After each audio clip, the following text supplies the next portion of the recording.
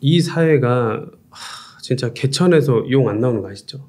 지금 그 서울대 의대를 제가 만난 적이 있었는데 거기 안에 있는 애들 중에서 흑수저가 한두 명밖에 없대요. 다 그냥 대치동 애들이고요. 다 서울 저 강남 애들이고요. 그러니까 이 부의 양극화가 완전 벌어져 버렸어요. 그냥 부자들은 계속 부자가 계속 세습되고 있고 가난한 사람들은 너무 더 가난해지고, 그래서 개천에서 저는 용이 나올 수 있는 사회를 만들고 싶어요. 제가 여기까지 오는 게 진짜 웅이사님 같은 사람이 빨리 컨텐츠도 좋은 컨텐츠도 만들어주고 정보도 있고 좋은 책도 이렇게 알려주고 해줬으면 저 이렇게까지 너무 힘들게 안 왔을 거예요. 저는 너무 혼자 외롭게 살았거든요. 정말 혼자 외롭게 살았어요. 저는 혹시 모르신 분도 있겠지만 저는 15년 동안 기초수급자로 살았어요. 사랑의 열매라든지 어떤 기부단체에서 도와주지 않으면 살 수가 없었어요. 그리고 피가 나면 안 멈춰요. 혈우병 환자거든요. 중증 8인자 부족 혈우병 환자예요. 그래서 이사님 보려고 또 주사를 이렇게 6대씩 맞거든요. 아 진짜요? 예, 직접 맞아요. 주사기를 안 맞으면 제가 어떤 장애가 오거나 어떤 문제가 생겨요. 안에서 피가 터져버려요. 그래서 얼마 전에도 막 똥 싸다가 막 혈변 나오고 막 이래요. 아 그러세요? 네네. 그래서 오줌 싸다가도 피 나오고, 그래서 그렇게 혈우병 환자면서 너무 힘들게 살았고, 또 중학교 졸업 스펙이에요. 그리고 아버지가 전 3명이나 있었거든요. 아버지 몇 명 있으셨어요? 예, 제가 3명이나 있었어요. 왜냐하면 엄마가 청소하고 막 진짜 막 못할 막 술집에서도 일하고 막 그러면서 저를 병원비를 하려고 했거든요. 병원비가 희귀병 약이라 수입약이라 당시에 의료복지가 안 좋으니까 그래서 200만 원씩만 나와요. 근데 120, 130만 원씩 막 해봤자 그거밖에 안 돼요. 그러니까 맨날 적자예요. 그러니까 가난이 너무 싫었던 거예요. 너무너무 가난이 싫었어요, 이사님. 그래서 저희 엄마가, 당신 뭐 제 얘기를 좀 해도 되나요? 네. 그래서 저희 엄마가 맨날 저한테 어렸을 때 그랬어요. 아이 뒤져버려요. 죽어버려. 못한 뒤 태어나고 이 생고생을 하게 만드냐. 니 죽고 나 죽자. 맨날 그랬었어요. 그래도 엄마가 살자 산 거죠. 그러면서 도저히 안 되니까 이제 남자를 선택한 거고, 술집에서 만난 이제 이런 얘기를 잘 안 드리는데 이사님 이제 편하게 해주시니까 막 다 얘기하는데, 술집에서 만난 남자들이 정상이겠어요? 그래서 알코올 중독자를 만나갖고 그렇게 저를 두드러 패고, 처음으로 말씀드리는데 영상에 처음 말씀드리거든요. 책에도 그 얘기는 차마 못 넣었어요. 맨날 엄마를 이렇게 저랑 깨벗고 저랑 그래 두드러 패고요. 그래서 꼭 이렇게 깨벗겨갖고 내보내요. 엄마랑 나랑 실오나이 하나 없이. 그러니까 둘이 막 부둥켜 울고 있고. 그러니까 그런 것들을 보니까 가난이 죄다. 진짜 뼛속까지 사무쳤겠네요. 네. 그래서 저는 너무 가난한 게 싫었어요. 그렇게 하면서 학교도 포기하고 열심히 돈을 벌어야지. 분명히 선생님이 지우개 훔치지 말고 싸우지 말고 그게 제일 나쁜 거라 했는데 가난이 죄구나. 그러면서 열심히 살았죠. 하면서 결국은 저는 질문하신 것처럼 가난이 너무 싫어요. 그래서 많은 사람들이 이 빈자, 저도 그 안에 있었지만 이 빈자들이 더 열심히 해서 잘 사는 사회가, 해서 이 부자 대열로 열심히 하면 되더라고요. 포기할 게 아니더라고요. 근데 양극화 너무 벌어져요. 너무 충격적인 거는 얼마 전에 저도 포르쉐를 이제 계약을 했었는데 포르쉐를 보러 갔는데 포르쉐 2억이더라고요. 근데 일반인들은 그 2억이 집안채 값이더라고요. 근데 포르쉐 살려면 지금 2년 걸려요. 그래요? 줄을 서갖고 2년이나 걸려요. 너무 속상하더라고요. 그러니까 앞으로 더 벌어질 거예요. 근데 서울에 살면서 돈이 없으면 아무 의미가 없더라고요. 그냥 시골에 사나 어디 섬에 사나 똑같더라고요. 누리지도 못하고. 그래서 저는 이 가난한 사람들이 포기하지 말고 자기가 하고 싶은 대로 더 하고 살았으면 좋겠어요. 근데 그게 돈이더라고요.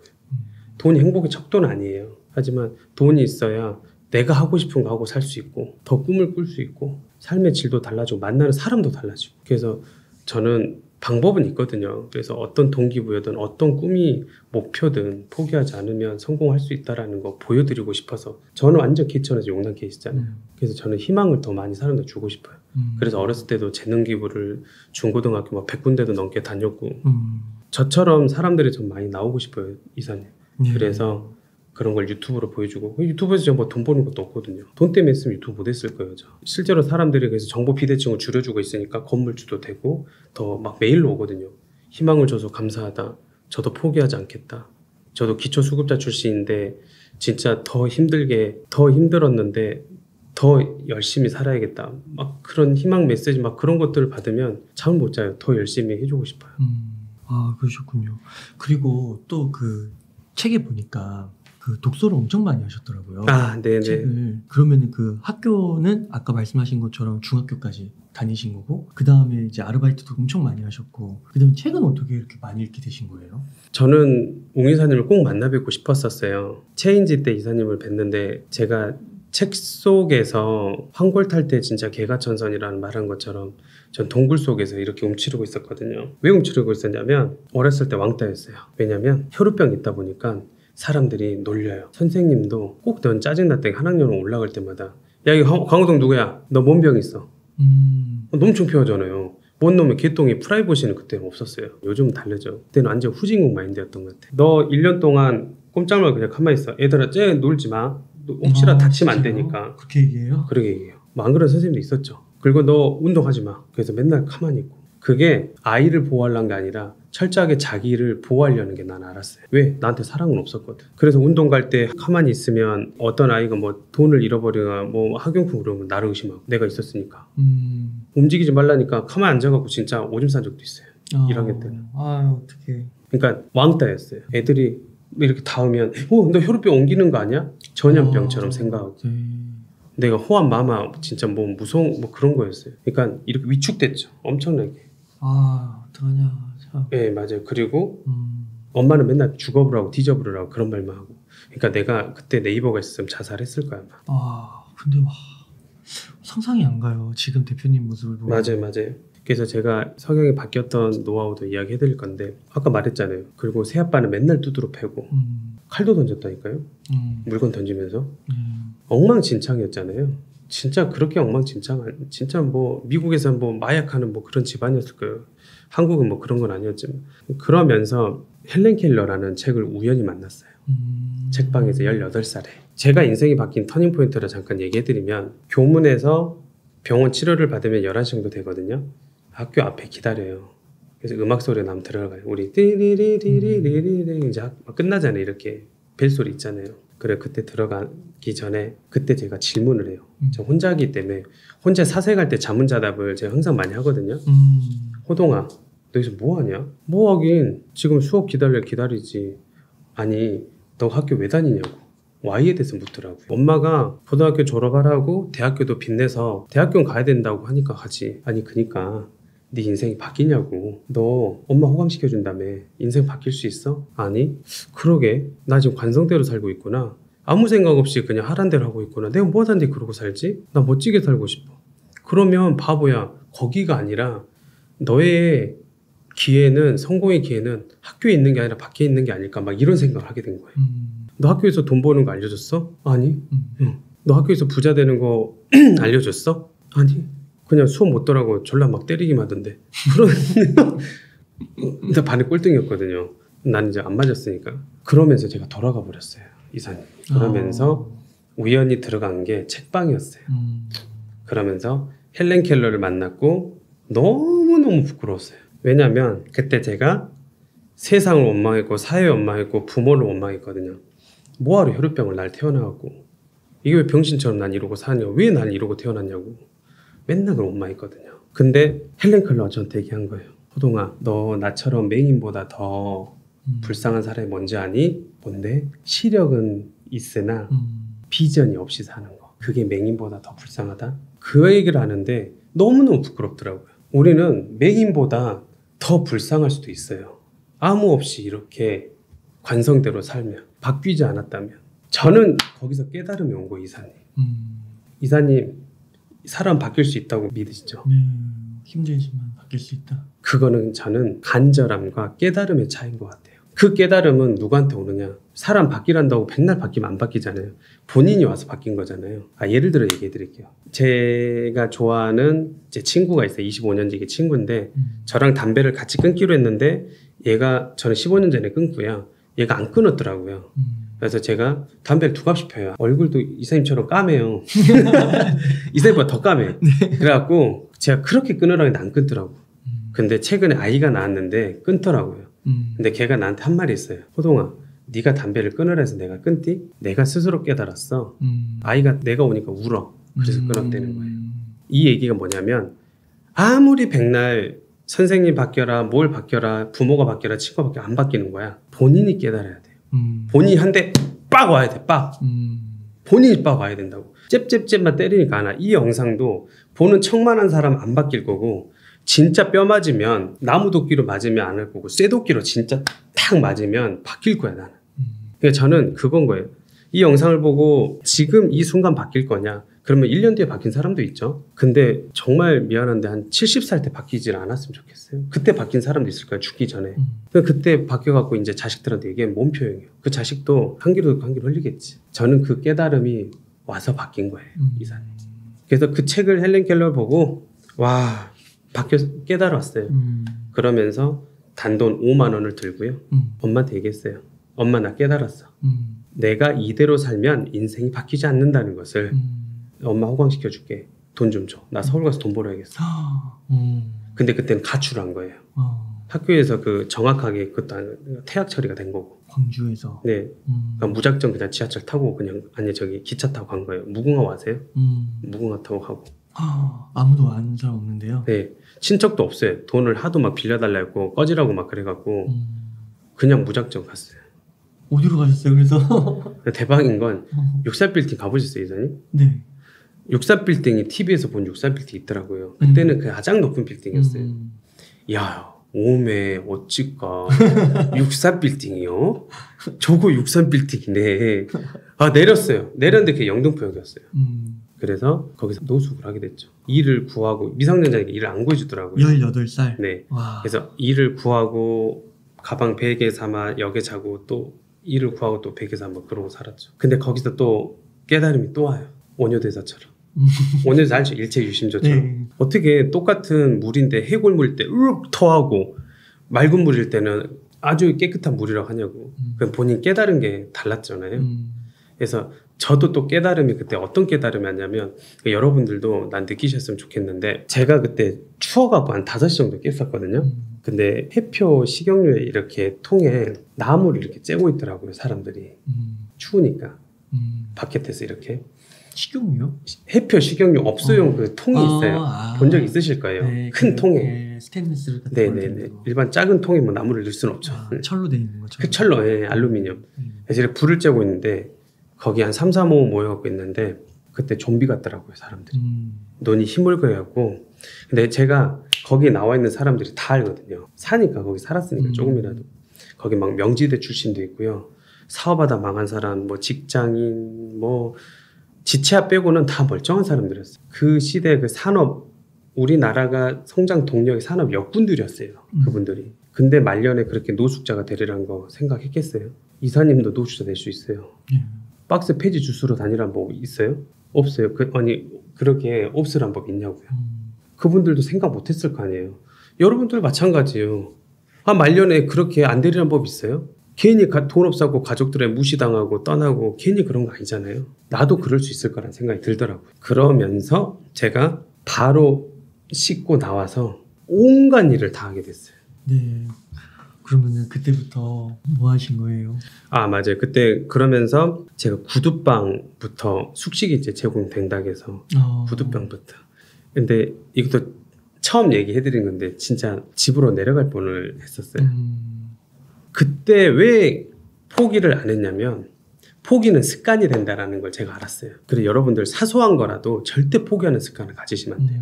성공하고 싶으시다면. 존재감 없이 그냥 형편없이 살 거라면 이 영상 그냥 끄셔도 되는데 조금이라도 난 내 인생이 멋있게 살고 싶다라고 하시면 일단 먼저 포기는 습관이 된다. 작은 습관이라 포기 안 하시는 게 좋을 것 같아요. 제가 어느 정도까지 포기를 안 했냐면 이 얘기까지 할 줄은 몰랐는데 어떤 일이 있었냐면 제가 구두방에서 일한 건 알아요. 책에도 그렇게 있어요.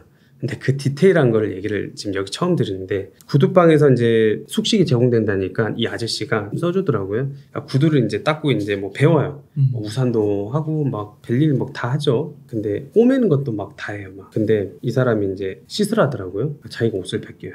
그래갖고 같이 씻재요. 샤워를 막 시켜주는 거예요. 어린 나이니까 이제 뭐 그런가 좀 이상하다 그랬어요. 근데 껴안고 자야 된대.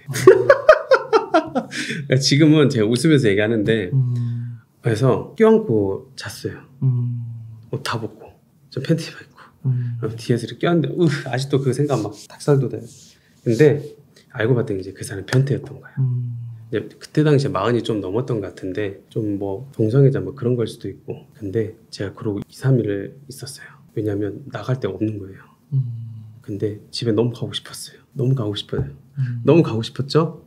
근데 포기하지 말래. 그래서 포기를 안 했어요. 근데 여러분 그 더러운 거를 제가 당하면서도 포기를 했더라면 오늘의 저는 없는 것 같아요. 나오면서 너무 화가 이제 더럽고 그래서 그 집도 막 다 엎고 막 나왔어요. 막 너무 더럽고 그래서 거기 나와서 막 수많은 일들을 다 해냈죠. 아유 어떻게 이렇게 계속 힘드세요?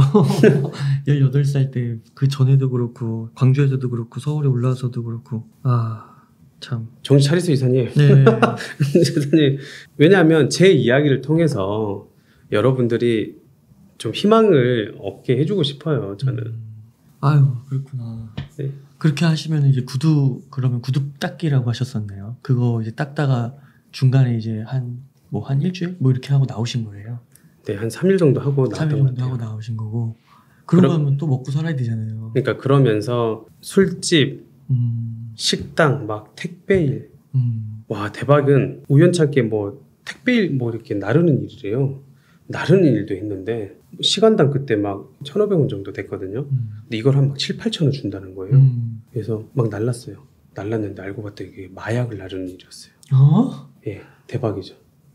이게 진짜예요? 예, 갖고 어떤 캐비넷에다 줬는데 캐비넷에 터진 게 있더라고요. 그래갖고 살짝 이렇게 했는데 진짜 머리도 어지럽고 이상하더라고요. 그래갖고 진짜요? 예, 그리고 바로 포기했죠.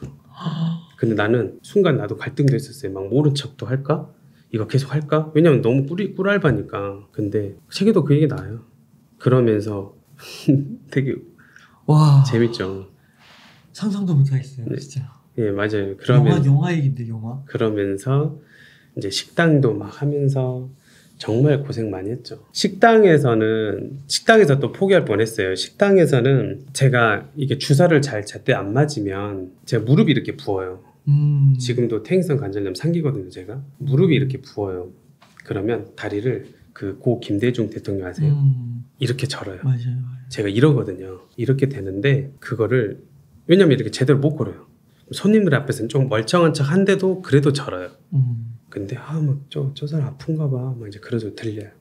근데 제일 괴로웠던 거는 사장님이 매니저한테 얘기해요. 점장 같은 야, 쟤 병신을 데리고 어떡해. 빨리 저기 보내. 근데 제가 그런 말을 들어요. 그러면 탁 참고 빨리 주방으로 들어가요. 잘리면 안 되니까. 그래갖고 주방 들어가서 얼른 막 설거지하고 앉아서 막 똥물 다라이에서 막 불판을 막 200장씩 막 이렇게 닦아요. 일하려고. 왜 그런 줄 아세요? 또 내가 포기를 하면 습관이 되니까. 빌어먹을 가난이 또 대물림 되니까. 난 이렇게 진짜 병신처럼 이렇게 바보처럼 살고 싶지 않았거든요. 인생은 유한하잖아요. 정말 존재감 없이 살기 싫었어요. 그럼 차라리 뒤져보든가. 있는 동 마는 동 살기가 싫었어요. 그냥 또 습관이 되니까. 그렇구나. 그럼 대표님 그렇게 하면은 돈도 많이 벌지 못하잖아요, 사실. 그런데 어떤 계기가 있으셨던 건가요? 그러면서 장판 밑에서 제가 통장만 바라보고 살았어요. 고시원에서. 정말 좋은 계기가 있었는데 책에서 그러니까 뭐 이지성 작가님 RVD 다 고전이잖아요. 그분이 만든 게 아니에요. 꿈꾸는 대로 이루어진대요. 꿈이 현실화되는 방법. 제가 어떻게 했냐면 이미지 기법 했어요. 그래서 여기다가 벤츠차 갖고 싶은 거, 내가 좋은 집에 살고 싶은 거, 창업하는 매장, 그 다음에 이를테면 차 같은 것도 벤츠를 하고 여자랑 이제 동해안 해안가에서 이렇게 탁 드라이브 하는 거 어리니까 그런 걸 그리고 건물주 다 붙여놨어요. 그리고 2평짜리에서 그것만 보고 살았어요. 그리고 계속 상상했어요. 그 선수들도 금메달 따려면 직접 막 그렇게 이미지 트레이닝 하잖아요. 그렇죠. 한다고 하더라고요. 예, 그걸 저는 계속 했어요. 그러니까는 제가 아프면서도 온갖 굴욕적인 모욕적인 걸 다 하면서도 그런 거를 꾸밀 때문에 늘 매일매일 나가면서도 제가 그랬거든요. 나간 밖에 출근하면서도 호동아, 너는 너에게 날마다 점점 더 지금 좋은 일들이 생기고 있어. 넌 최고야. 하면 된다. 할 수 있어. 해보자. 막 이래요. 사람들 쳐다봐요. 그게 뭐가 중요해. 그리고 20살 때 그때도 사람들한테 말하러 다녔어요. 나 책 써서 꼭 사람들의 희망을 꿈을 줄 거야. 그리고 나 강의하고 다닐 거야. 아, 그래서 제가 유튜브 채널 올라온 거 봤는데 강의를 하시면서 막 우시더라고요. 아씨, 처음 울었어요, 저. 제가 그 아버지들 새아빠 3명 돌아가시게 하면서도 한 번도 안 울었거든요.